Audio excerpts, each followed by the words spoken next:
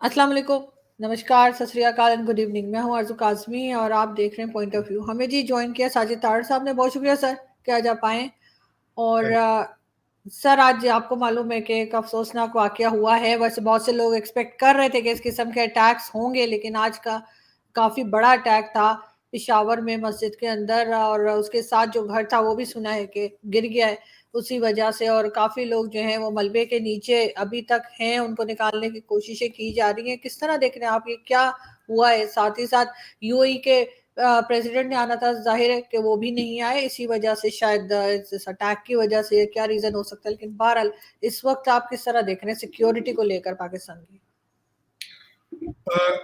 आरज़ू, आज मेरा दिल तो ये कह रहा है कि मैं आपकी बजाय जो आपका 22-23 करोड़ लोगों का कंट्री है उन सबसे एक सवाल पूछूं कि ये खुदा के घर के अंदर मारने वाला भी मुसलमान था, मरने वाला भी मुसलमान था। वो भी अपने आप को शहीद कह रहा है, वो जो मरने वाले वो भी शहीद कह रहे हैं। ये एटलीस्ट क्लैरिफाई तो ये कर लें कि इनमें से शहीद कौन है। क्या इस्लाम जिसका एक मजहब ऐसा है जिसका मतलब सलामती है, और सारा दिन एक दूसरे को जब अस्सलाम वालेकुम कहते हैं तो सलामती की दुआ करते हैं, फिर उसके बाद अगली सफ में खड़े होकर इतने लोगों को मारा है जिनका कोई कसूर ही नहीं है। भाई, उनका फॉरेन पॉलिसी और तुम्हारे दहशतगर्दी का उनका क्या है? पुलिस वाले थे वो, तो किसी की कमांड लेते हैं, किसी का ऑर्डर मानते हैं तो वो चलते हैं। छोटे छोटे बच्चों को पालने के लिए उन्होंने यूनिफॉर्म पहन रखे हैं कि क्यों मार रहे हो भी उनको तुम? और फिर वो भी करना है तो खुदा के घर में तो ना मारो, वहां फिर नमाज पढ़ने कोई नहीं आएगा इन द फ्यूचर में। ये जो आप कह रहे हो ना कि अगर आप किसी पर्पज के लिए कुछ सर्व कर रहे हो, इसका अब ये खौफ इतना आएगा कि लोग नमाज नहीं पढ़ेंगे, इस्लाम से दूर भागेंगे, अगर ये समझ रहे हो कि आप यू आर सर्विंग इस्लाम। तो मेरा ये क्वेश्चन है आपसे कि इस तरह का इस्लाम आप कर रहे हैं। 30,000 मदरसे हैं पाकिस्तान के अंदर, और जब भी पूछा जाए कि पाकिस्तान का मसला क्या है तो आप कहते हैं इस्लाम से दूरी है। 30 लाख बनाओगे मदरसे यहां पे इस्लाम की नजदीकी करने के? मैं हमेशा ये कहता हूं कि हर रिलीजन का तल्लक आपके दिमाग, सोचों के और दिमाग और आपके दिल के साथ होता है। नमाज तर्जमे के साथ आती नहीं है। इस्लाम इस्लाम आपने सर पे चढ़ा रखा है आपने। जिहाद जिहाद, हर बात में जिहाद। मेरे तो समय से बाहर है। आज इतना दुख है मुझे, और आपने अभी खुद जिस तरह फरमाया है 20 से ज्यादा लोग तो अभी मलबे के नीचे पड़े हैं। आपके पास सोर्सेज ही नहीं है उनको निकाल सके आप। ना करेने हैं ना कुछ है। आप हर चीज खा पी जाते हो, रिश्वत में आप उड़ा जाते हो, लंदन ले जाते हो सारा कुछ उठा के यहां से। और जो अमवात है वो तकरीबन आपकी 150 के करीब अमवात, इसमें से 35-40 तो बहुत नाजुक हालत में जो, और सुना हालात ये थे वहां पे एम्बुलेंस से नहीं पहुंच सकी, वहीं गली में डाल के उनको वो लगा रहे थे ड्रिपें वहां। और दूसरा जो मैं इसके साथ सारा कुछ जो अटैच करना चाह रहा हूं, ये आज जो कुछ हुआ है, एक तो टाइमिंग बहुत गलत थी इसकी। अवाम पिस रही है इस वक्त आपकी। मैंने हमेशा ये कहता हूं 2 वक्त का खाना खाना लग्जरी है। इन सर्कमस्टांसेस जब 35 रुपए सीधे ही उठा के पेट्रोल आपने बढ़ा दिए हैं, तनख्वाहें लोगों की वही है। और मैं जो आईएमएफ का ड्रामा एक हो रहा है उस पर भी मैं बड़ी रिसर्च करके बड़ा दुखी हूं उस बात पर भी। ये आईएमएफ के लिए क्यों तड़प रहे हैं ये जो आपके ग्रेजुएट हैं, हार्वर्ड ग्रेजुएट और आपके ऑक्सफोर्ड ग्रेजुएट? इसलिए तड़प रहे हैं क्योंकि सऊदी अरेबिया और दूसरे ममालिक ने कहा है भाई आईएमएफ के पैकेज में जाओगे फिर तुम्हें डॉलर देंगे लंदन ले जाने के लिए, वहां पे शॉपिंग करना जाके। तो ये आईएमएफ का पैकेज दर हकीकत ये अपने बड़े अब्बू सऊदी अरेबिया वाले उनकी खिदमत में पेश करेंगे। ये देखिए जी अब आ गए हैं, अब आप भी पैसे दें हमें। क्योंकि वो जो 1.1 बिलियन डॉलर जो आईएमएफ का है, वो तो कहते हैं ना, वो तो ऊंट के मुंह में जीरे के बराबर भी नहीं है। इस वक्त जितनी आपकी रूलिंग एलीट भूखी हो चुकी है, वो तो एक शाम का खाना है 1.1 बिलियन डॉलर को। ये उसके पीछे और दुनिया को बेवकूफ बनाएंगे, ये वहां से पैसे लेके फिर भागेंगे।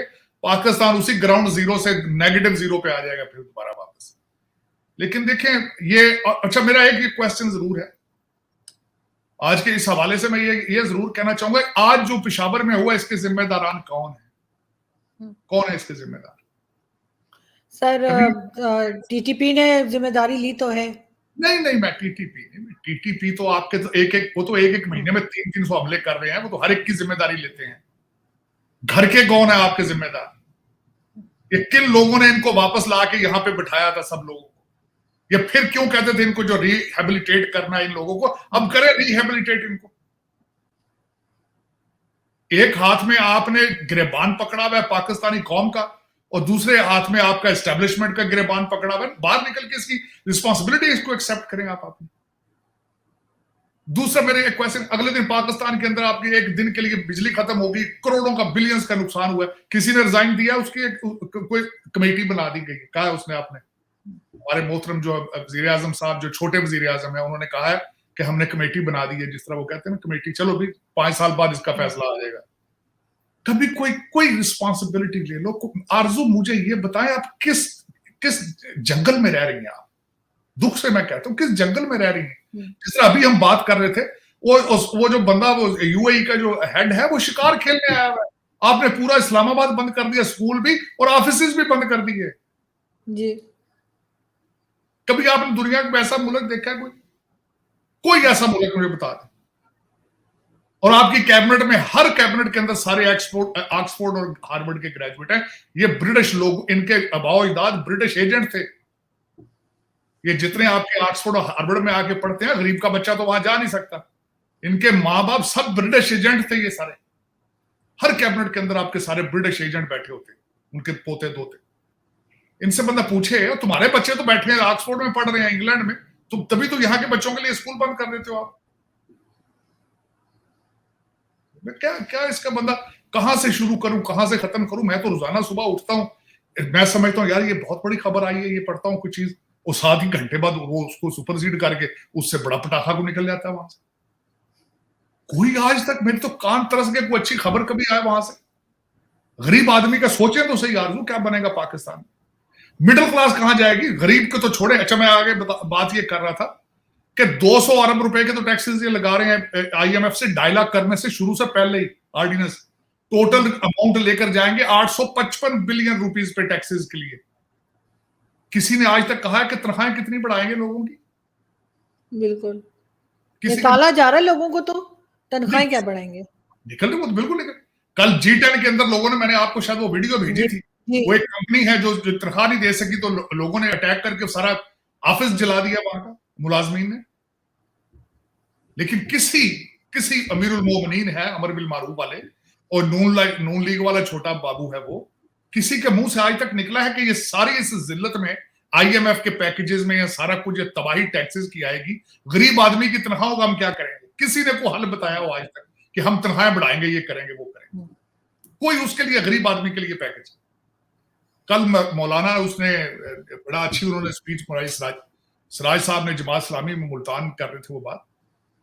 उन्होंने कहा कि भाई वो अब मजदूर भी रो रहा है, कारखानादार मालिक भी रो रहा है, काश्तकार भी रो रहा है, जमींदार भी रो रहा है, सारे रो रहे हैं।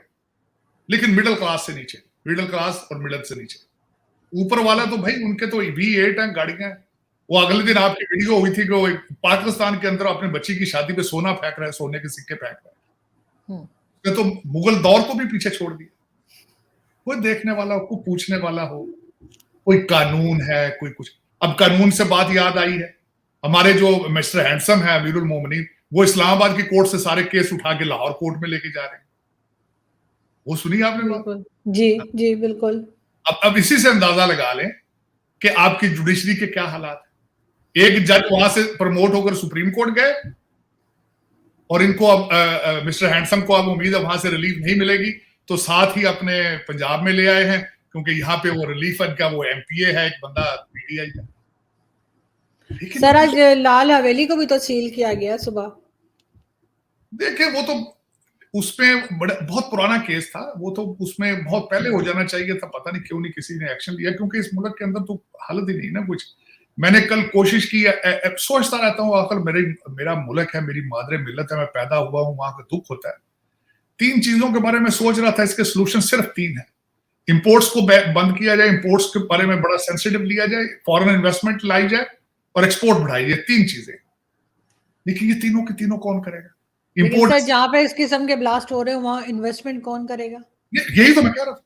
जब तक लॉ एंड ऑर्डर नहीं होगी, अदालतें ठीक नहीं होगी, फॉरेन इन्वेस्टमेंट किस तरह आएगी?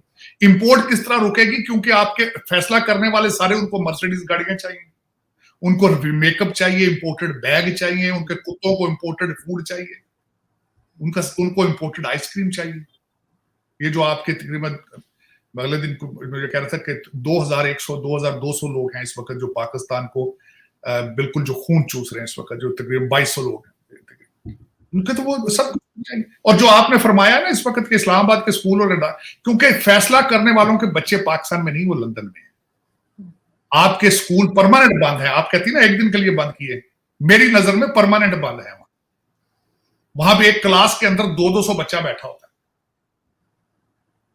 उनके हालात है, उनको तो वो इकट्ठा करके सुबह ले आते हैं, वो रेबड़े को करके तो वो शाम को उनको भेज देते। पढ़ाना उन्होंने क्या पढ़ते तो जो अमीरों उनमें से जो चंद लोग अफोर्ड कर सकते हैं वो ट्यूशन वगैरह रखते हैं।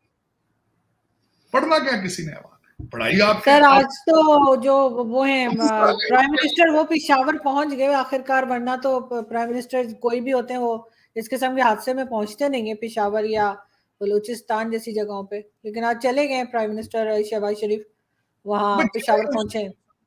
जाके कोई हल कर लेना उसने, वो तो खुद उसके तो इख्तियार में कुछ नहीं, उसके क्या इख्तियार में कुछ भी नहीं।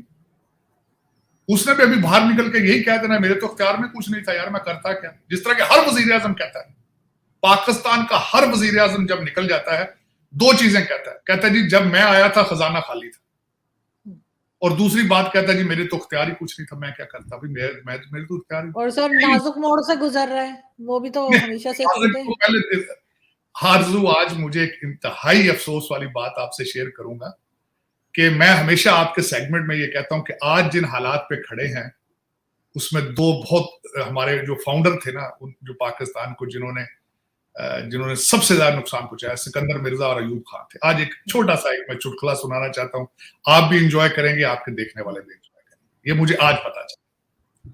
1951 में हमारे लियाकत अली खान साहब जो पहले प्राइम मिनिस्टर थे, वो जब अमेरिका जाने लगे तो पाकिस्तान के पास जहाज मौजूद नहीं था।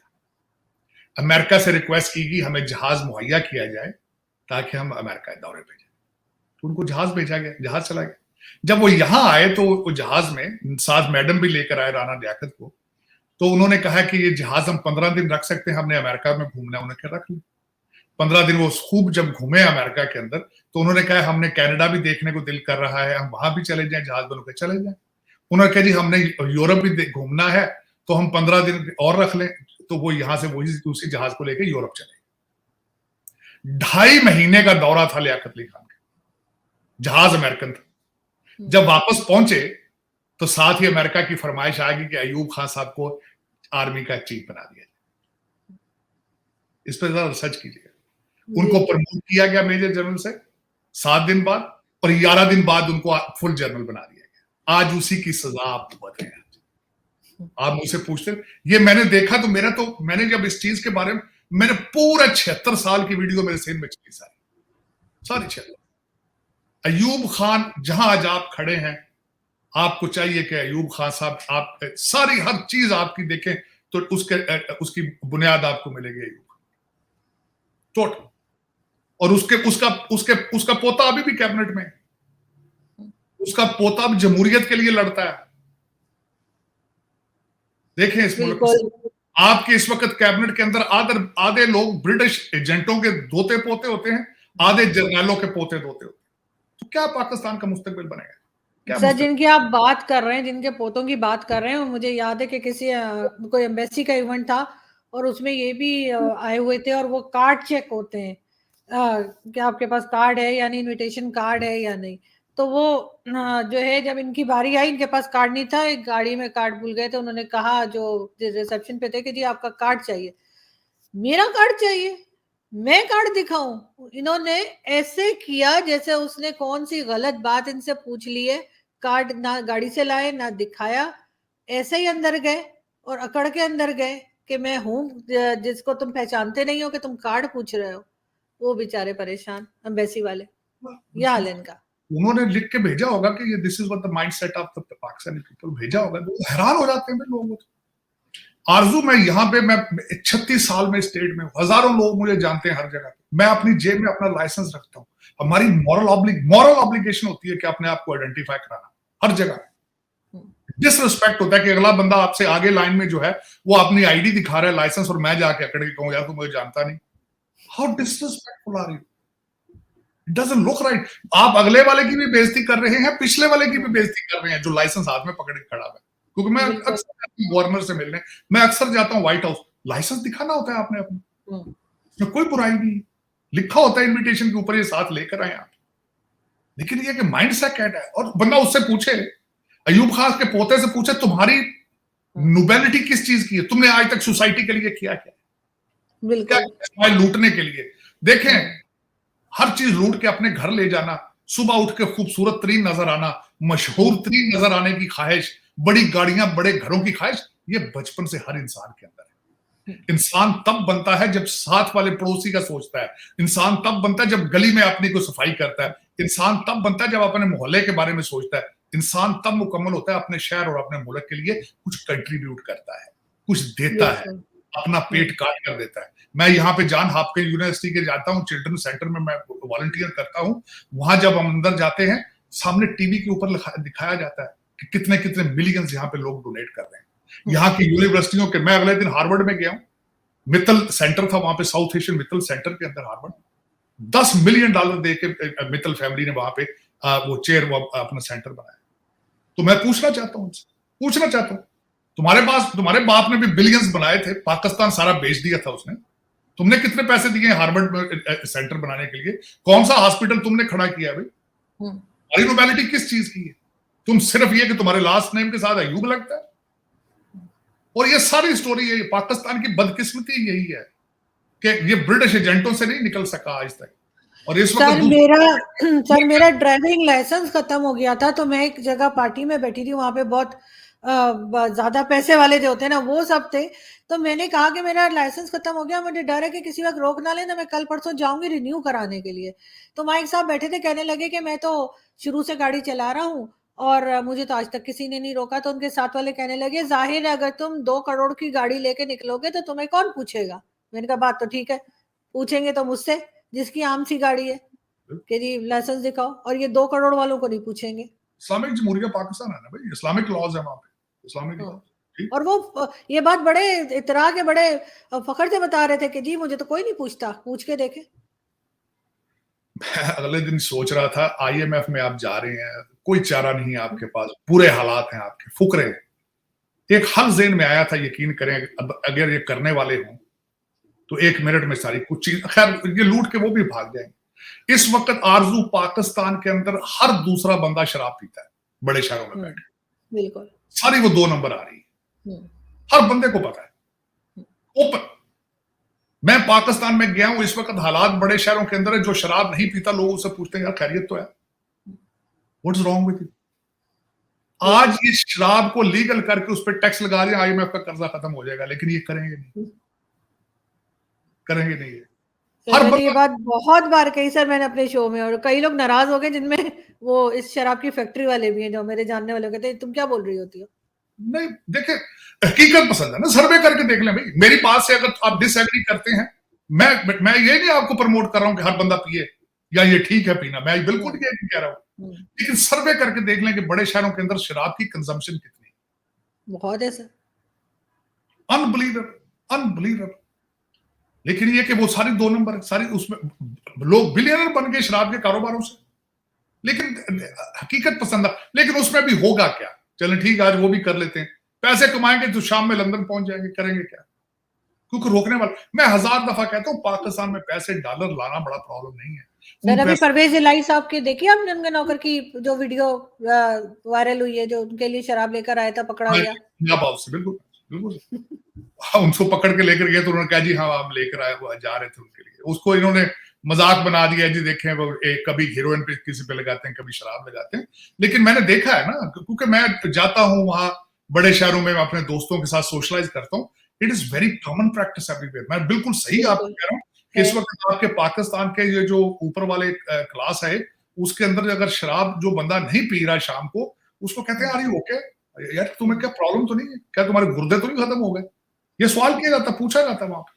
तो अगर इसको लीगलाइज करके इस पे पैसे बना ले, हाँ पैसे क्या बनाने हैं, इस पे भी लूट के शाम को लंदन ले गए, सर गरीब ऊपर आदमी की क्लास क्या सर, जो गरीब आदमी है गांव में अक्सर आपने सुना होगा कच्ची शराब पीने से मर जाते हैं, वो क्या है, वो भी तो यही है कि उनको आरजू मिल नहीं रही है, खुद बना रहे मुझे ये होते हैं। आरजू आप ये देखें, लाहौर के हर पुल के नीचे नशा बिक रहा है, क्रैक हाँ, कोकेन बिक रही है। आपका क्या ख्याल है कि लॉ एनफोर्समेंट इदारों को नहीं पता ये कौन लेके आता है ये नशा? पंजाब यूनिवर्सिटी के दरमियान नहर के अंदर इस वक्त जो हर शाम को आप देखें जवान 25-25 साल की लड़कियां, किसी की बेटियां वो क्रैक कोकेन लेकर बैठी हैं, टीके लगा रही हैं। आपका क्या ख्याल है, पुलिस को नहीं पता इनको शाम को कौन देके जाता है? लेकिन हिपोक्रेसी, बाइपोलरिज्म है, मुंह दूसरी साइड पे कर लेना, शराब का बात काटना तो गला पड़ जाना, लेकिन क्रैक कोकेन चल रही, अफीम चल रही, चरस चल रही, बच्चाबाजी चल रही। क्या इसमें क्या मैं समझ नहीं आती। आज मैं मेरा कंफ्यूज था, सर फाड़ के मैं पकड़ के बैठा हूं कि आरजू आज जो मस्जिद की अगली लाइन में जाके उसने नमाज पढ़ी है, बटन दबा दिया, उसने छत भी गिर गया, सारा कुछ गिर गया। मेरा ये क्वेश्चन है वो 22 करोड़ लोगों से, ये बताओ तुम में से शहीद कौन है यार? वो भी तो कहता है मैं शहीद होने आया, वो भी और मुसलमान। प्राइम मिनिस्टर कहते हैं इसका इस्लाम से कोई ताल्लुक नहीं है, इसमें कोई मजहब नहीं है, ऐसा तो कैसे वहां हो पे सकता है? वो अल्लाह अकबर कह के उड़ गया। रिस्पॉन्सिबिलिटी एक्सेप्ट कर ली आपकी इस्लामिक तंजीम ने। हाँ, यार इस्लामिक बिल्कुल। तंजीम है वो। हाँ, या तो कहना मुसाद ने कर दिया भाई, या तो कह देते उस पे लगा देते, राह पे लगा देते। हाँ, वो तो आपके मुसलमान भाइयों ने आपके जो पैदा किए हुए हैं, आपके ट्रेन किए हुए हैं, वो जिनको आप रिहेबिलिटेट करना चाहते हैं, वो उन्होंने रिस्पॉन्सिबिलिटी भी ले ली। लेकिन मैं अब इस पे क्या बोलूं, क्या ना करूं, कोई समझ नहीं आती कहां से शुरू करें। और ये डेली प्रैक्टिस है कि कोई समझ नहीं आ रही। कोई कान तरस चुके हैं आरजू को अच्छी खबर उस कंट्री से आए। मेरा मकसद कोई कोई शर्मो हया नहीं है। बात पूछें तो जी मैं ऑक्सफोर्ड ग्रेजुएट हूं, मुझे लंदन का लंदन वालों से ज्यादा पता है, मुझे भारत का भारत वालों से ज्यादा पता है, हर चीज का पता है। अब कह रहे मैं 30 सीटों से खुद इलेक्शन लड़ूंगा। जमहूरियत के मुंह पे दूसरा तमाचा है, ये दूसरा तमाचा है। ये जमहूरियत है कि 30 सीटों से खुद इलेक्शन। हाँ, एक मुल्क के अंदर खाने को रोटी नहीं है, इलेक्शन कराने के पैसे नहीं है, और आप कह रहे हैं जी मैं 30 जगहों से खुद इलेक्शन लड़ूंगा। पहले वो 8 सीटें खराब की आपने। ये किस किस्म का माइंड सेट है भाई डिक्टेटरशिप का? ये क्या, ये मजाकबाजी है ये? सर उनके लिए इतना शोर मचाया जा रहा है फवाद चौधरी के लिए। अली वजीर ने क्या किया है? उन्होंने तो इनसे बहुत कम बातें की थी, क्यों बंद कर रखा उनको 2 साल से? डोमिसाइल नहीं है उनका, ये तो हाँ, डोमिसाइल की वजह है। हम्म, पहले अली वजीर का क्या, इसको पकड़ते नहीं है जो अमीरुल मोमिनीन है, हैंडसम मिस्टर हैंडसम। हाँ, इसने किस की बेइज्जती नहीं की? किस जर्नैल के ट्रोल इन्होंने नहीं चलवाए? उसको हाथ नहीं लगाते, और वो बंदा पकड़ के रखा था। फिर कल को कहते हैं यार जी ये अलहदगी पसंद है, ये अलहदगी पसंद है। गलत बात है, बहुत गलत बात है। एक हर सूबे का कानून अपना है, हर एक बंदे की मर्जी अपनी। ये तो मैं खुद पंजाबी हूं, ये पंजाबी ज्यादती करते हैं यार। मैं तो shocked the way they handling it. This is, ये तो 21वीं सदी में इस तरह कभी मुल्क चले? इस तरह तो इस तरह तो कांगो भी नहीं है, वो भी आपसे बेहतर है। इथियोपिया आपसे बेहतर है, सोमालिया आपसे बेहतर है। अब तो भाई अफगानिस्तान आपसे बेहतर लगना शुरू हो चुका है। अब पता नहीं क्या ये चाहते क्या सर ये है। कहते हैं ऑपरेशन लॉन्च करेंगे, करते क्यों नहीं सर? ये बार बार कहते हैं कि हम इनके लिए, इस किस्म के जो टेररिस्ट हैं उनके लिए ऑपरेशन लॉन्च होंगे, क्यों नहीं करते? किस बात के इंतजार है? कोई पैसा नहीं होगा ना इस चीज में। हम तो वही चीज करते हैं जिसके पीछे पैसा हो। मुजाहिदीन तैयार किए रशिया के लिए, तब से पाकिस्तान नीचे जा रहा है। उसके बाद अब टीटीपी को पकड़ने के लिए कोई पैसा मिलता हो तो फिर कर लेंगे, ये भी कर लेंगे। यहां तक हो चुका है कि वो टीटीपी वाले भत्ता ले रहे, मुसलसल रसीद दे के जाते हैं भाई, रसीद दे के जाते हैं। गवर्नमेंट के ठेकों में 8% वो ले रहे हैं आजकल, सुना है, रसीद दे के जाते हैं। और सुना पिछला जो पीटीआई का जो चीफ मिनिस्टर था वो भी भत्ता देता था। ये तो खबरें नहीं कर रही हैं। तो जब एक बंदा रसीद दे के जा रहा हो गवर्नमेंट के ठेकों पे, वो कितना स्ट्रांग होंगे? तो आपकी एजेंसियां ये लोगों की वीडियो बना रही हैं, ऑडियो बना रही हैं, उनकी भी वीडियो ऑडियो देखो यार कभी जाके। सर इन एजेंसीज को पता नहीं लगता कोई आ रहा है, कोई अटैक कर रहा है, सबके पास बेडरूम की जो है वो वीडियो बना रहे हैं बैठ के ये लोग। वही तो कह रहा हूं ना मैं, हाँ, हर बंदे की पंजाब के अंदर ऑडियो वीडियो बन रही है, क्या कर रहा है, पैसे कहां लेके जा रहा है। उतर नहीं जाते बॉर्डर के ऊपर। मैंने आपको बताया तोरखम और चमन के बॉर्डर पे जो भी अफसर किसी एजेंसी का जो लगता है वो 6 महीने में बिलियनर हो जाता है, सबको पता है। ये जितनी नॉन पेड कस्टम वाली गाड़ियां आ रही हैं सबको पता है किस तरह आ रही है, कहां से चरस अफीम आ रही है सबको पता है। सब मिले में इस काम, क्या बनना है।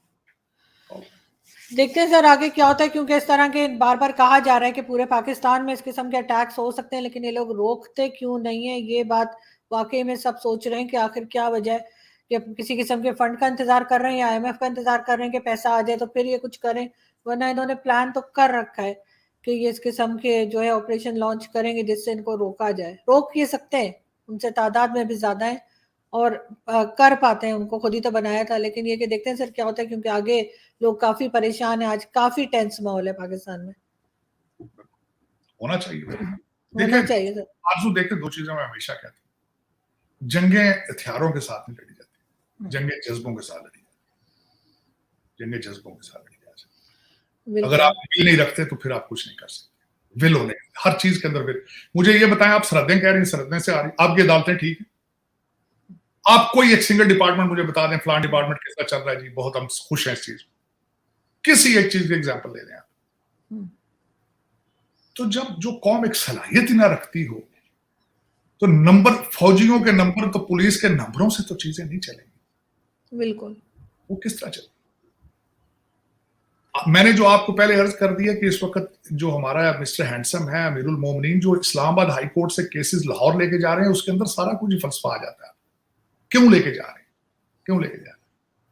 पहले ये तो कौन था सर हाई कोर्ट में और अब वो नहीं है, और अब लाहौर हाई कोर्ट से उनको क्या उम्मीद है? इसके अंदर आपकी अदालतों की सारी चीजें, अगर ये चीजें ठीक नहीं तो फिर बॉर्डर किस तरह ठीक हो जाएंगे? अगर ये ठीक नहीं तो पेशावर किस तरह ठीक हो जाएगा? वहां भी तो पाकिस्तानी भाई है ना, कौन से फ्रेंच है वहां पे? बिल्कुल, लेकिन सर बहरहाल इमरान खान लाहौर से निकलने को फिलहाल मूड में नज़र नहीं आते, इसलिए शायद अपने सारे केसेस भी वहीं ले जा रहे हैं, वहाँ से शायद निकल जाने के भी चांसेस होंगे। वो मेरा ख्याल है वहां से निकल के लंदन ही जाएंगे जब पाकिस्तान के हालात खराब हो जाएंगे, और जाएंगे पता नहीं किस तरह जाएंगे, घोड़े पे जाएंगे या किश्ती में जाएंगे, क्योंकि जहाजों के हालात तो खराब नजर आ रहे हैं। वो लाहौर से निकल के मेरा ख्याल है लंदन ही जाएंगे, क्योंकि उनके जो उनके बच्चे और उनकी सारी जो मेरा ख्याल चीजें तो वहीं पड़ी हैं। यहाँ तो वो उन्होंने अपने हकमैर में लिख दिया है जमान पार्क वाला घर भी, और 7 कनाल का प्लाट भी लिख दिया है मैडम पीरनी को। यहाँ से मेरा ख्याल निकलेंगे तो लंदन ही जाएंगे, मुझे तो यही लग रहा अच्छा है। सर, ये दोनों घर भी लिख लिख बैठे हैं वो? हाँ, जमान पाल वाला घर भी उन्होंने हकमैर में लिख दिया है। उन्हें पता था कि ये बड़े जज्बाती हैं, जहाज के अंदर ही डिवोर्स दे देते हैं ईमेल के ऊपर। उन्हें पता था, मैडम वेरी शार्प लेडी। उनके बीवी बच्चों ने बहुत पैसे बनाए। जो आखिरी जो मैं, बल्कि मैं दुख के साथ ये कहूंगा, इसके साथ बात बनती नहीं, जो आपने कल इंटरव्यू में देखा होगा कि मैडम प्रमोट करती थी पंजाब को, पाकिस्तान को वो चलाती थी। छोटी मैडम जो थी वो फराह गोगी, वो पंजाब को चलाती थी, तो ये चलाती थी पूरे पाकिस्तान को। तो सेक्रेटरीज की तस्वीरें भेजी जाती थी और स्पेलिंग उनके नामों की चेक करती थी मैडम, फिर प्रमोट होते थे सेक्रेटरी डिपार्टमेंट। ये 21st सेंचुरी के लिए आपको ये मैं इतलान ये बता रहा हूं कि ये भी इस वक्त एक आर्टिकल लिखा जा चुका है, और ओन चौधरी साहब ने ये बताया है कि मैडम हर सेक्रेटरी को प्रमोट करने से पहले उसकी तस्वीर देखी। हाउ सही। हाउ हैंडसम ही इज, और उसके बाद उसके नाम के स्पेलिंग एन है, काफ है, क्या है, गाफ है, के है, क्या है। हुँ। देखिए, इस वाह। ज़माने में भी ऐसी बातें हो रही हैं। देखते हैं सर आगे क्या होता है। बहुत शुक्रिया कि आपने आज जॉइन किया। Thank you so much, so kind of you.